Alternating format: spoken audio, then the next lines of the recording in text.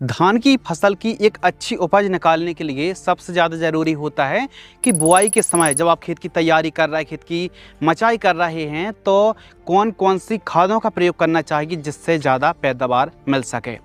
तो सबसे पहले जो आप धान की खेती करते आ रहे हैं, एक एकड़ में 20 कुंटल 25 कुंटल तक पैदावार निकाल रहे हैं, तो कैसे आप इसी उपज को 30 कुंटल 35 38 कुंटल तक ले जा सकते हैं।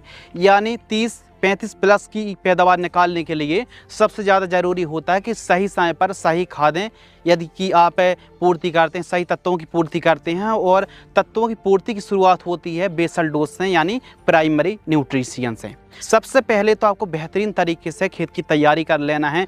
कल्टीवेटर से, रोटावेटर से अच्छे से मिट्टी को भुरभुरी करा लीजिए। फिर उसके बाद नालियों को आपको निकाल देना, बेड बना देना है कुछ इस प्रकार, जिससे हम छोटे छोटे खंडों में पानी भर के भी रोपण कर सकें। उसके बाद खेत की जब मचाई कराते हैं ना, खेत की पडलिंग कराते हैं, फार्म की पडलिंग कराते समय कौन कौन सी खादों का प्रयोग करना चाहिए। अब यह है जो मचाई करने से फ़ायदा होता है कि खरपतवार का जमाव नहीं होता है, प्लांटेशन करने में जड़ का विकास होने बहुत आसानी हो जाती है और ख़ासकर प्लांटेशन करने में बहुत ही सहूलियत होती है।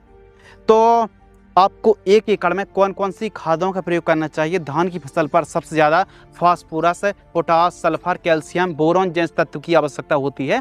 नाइट्रोजन की तो होती ही है। यदि आपके पास गोबर की खाद उपलब्ध है तो कम से कम 2 से 4 ट्राली पूरे खेत में बिखेर दीजिए, यदि उपलब्ध है सस्ते में तो।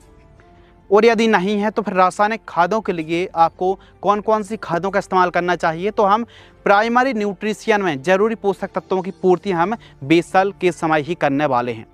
तो जब खेत की आप पानी भर करके मचाई करा रहे हैं तो उस समय आपको इस्तेमाल करना है 1 बैग दानेदार फार्म वाली SSP सिंगल सुपर फास्फेट। अब यह जो SSP है इसमें 5 पोषक तत्व होते हैं। Number 1 sulphur, calcium, phosphorus, zinc और बोरॉन। यह तत्व बड़े आराम से मिल जाते हैं। 5 पोषक तत्व SSP में सस्ती होती है, 500 से 700 रुपये पर बैग के हिसाब से 50 kg का हमको मिल जाता है। इसके साथ आपको मिक्स करना है 50 किलोग्राम आपको लेना है DAP 1846। इसमें नाइट्रोजन का अमोनियम फॉर्म है और इसमें फास्फोरस की मात्रा होती है 50 किलोग्राम। MOP लेना जिससे दानों का भराव अच्छा हो। तो म्यूरेट ऑफ पोटास जो लाल वाली आती है ना, पाउडर वाली, तो इसको आपको लेना है लगभग 30 से 35 किलोग्राम। अब आपने देखा होगा दोस्तों कि आगे चल के जड़ों को काटने वाले अलग अलग प्रकार की कीटों का प्रकोप देखने के लिए मिलता है।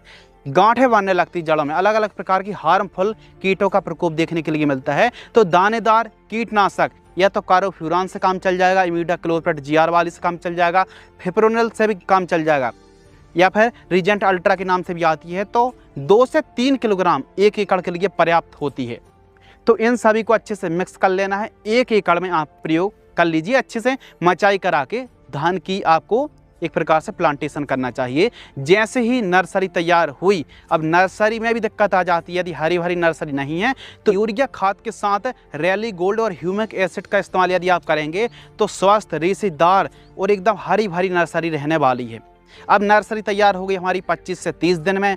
नर्सरी तैयार के बाद हमको कितनी दूरी पर धान की बुआई करनी चाहिए, यानी प्लांटेशन करना चाहिए, रोपाई करना चाहिए। तो आपको पौधे से पौधे की दूरी 6 इंच रखना है, यानी लगभग 15 सेंटीमीटर, 15 से 16-17 सेंटीमीटर के आसपास का डिस्टेंस यदि आप रखेंगे तो ज़्यादा से ज़्यादा फुटाव की संख्या देखने के लिए मिलेगी। आगे चल के बात होती है ना कि धान की फसल 30 दिन 40 दिन की है, फुटाव के लिए क्या करें।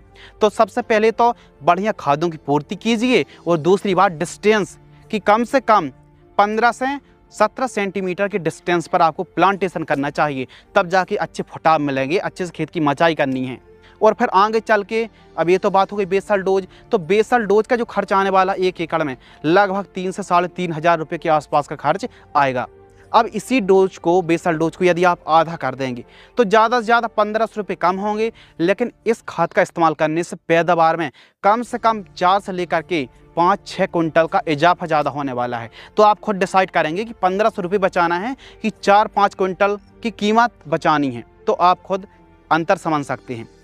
अब बात आती है कि ज़्यादा फुटाव के लिए पहली खाद दूसरी खाद, तीसरी खाद में यूरिया खाद तो इस्तेमाल करना है सभी किसान भाई, यूरिया DAP का इस्तेमाल करके तो जानते ही हैं। लेकिन यूरिया खाद के साथ कौन सी खादों का इस्तेमाल करना चाहिए, जिंक का इस्तेमाल कब करना चाहिए, कौन सी अवस्था सही होती जिससे फुटाव अच्छे मिले, क्योंकि जिंक इस्तेमाल तो किसान भाई कर लेते हैं, लेकिन कब करना है, कितनी मात्रा पर करना है, कौन से परसेंटेज में करना है, तो इसकी जानकारी हम बहुत जल्द अगले पार्ट्स पर लाने वाले हैं कि पहली खाद, दूसरी खाद, तीसरी खाद में धान की फसल पर कौन कौन सी न्यूट्रिशन बेस्ड खादों को चलाना है जिससे फ़ायदा अच्छा मिले। तो इसकी जानकारी के लिए चैनल को सब्सक्राइब करना पड़ेगा, तब हम जल्दी से जल्दी वीडियो लेकर के आएंगे, आपको फ़ायदा होगा। सीजन से पहले या फिर जब आप खाद का प्रयोग करना है तो उससे पहले ही हम वीडियो अपलोड कर देंगे, आप तक नोटिफिकेशन सबसे पहले पहुंचे। तो इसके लिए चैनल को जल्दी से जल्दी सब्सक्राइब कर लीजिए। तो आज की वीडियो में हमने धान की फसल पर बेसल डोज की जानकारी साझा करी। धन्यवाद।